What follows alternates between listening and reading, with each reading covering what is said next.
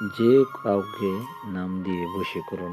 আজকে যে টপিকটি নিয়ে হাজির হলাম রানা ভাই ডি চ্যানেলে অনেক দিন পর আপনাদেরকে যে কোনো যে কাউকে বশীকরণ নাম দিয়ে এবং কিভাবে করবেন মনোযোগ সহকারে স্ক্রিনে যে নকশাটা দেখছেন এটা আমার বই পুস্তকের লেখা পুরনো কিতাব থেকে আদি আসল কিতাব। তো কিতাবটা হলো ল্যাংটা সুলেমানি কিতাব, যেটা আপনারা জানেন যে ল্যাংটা সুলেমানি কিতাবগুলো নিয়মকানুন কিন্তু বাংলাদেশে অনেক বই পুস্তকের ভেদে নিয়মকানুন ঠিকই আছে, কিন্তু উল্টা মনে করেন অনেক নিয়ম অনেক দেয় না, অনেক গুরুবিদ্যারা বিদ্যা দেওয়া যায় না। আমি আজকে রানা ভাই এই চ্যানেলে আপনাদের দিয়ে থাকবো, তবে সম্পূর্ণ ভিডিও না টানা দেখলে আমরা বুঝতে পারবেন। তবে সাতটা নকশা লিখতে হবে আমার এই যে ল্যাংটা সুলেমানি নকশাটা।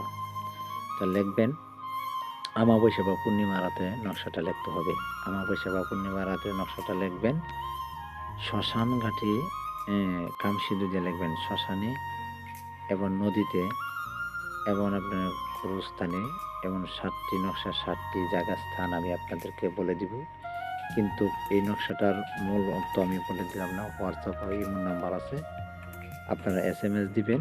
এই হোয়াটসঅ্যাপ বা ইমো নাম্বারে আমি ডিটেইলস বলে দিব কিভাবে করবেন। এটা যেরকম কবিরাজ ছাড়া কোনো ব্যক্তি কাজ করতে পারবেন না। ধন্যবাদ সবাইকে। আসসালামু আলাইকুম রহমতুল্লাহি ওয়া বারাকাতুহু।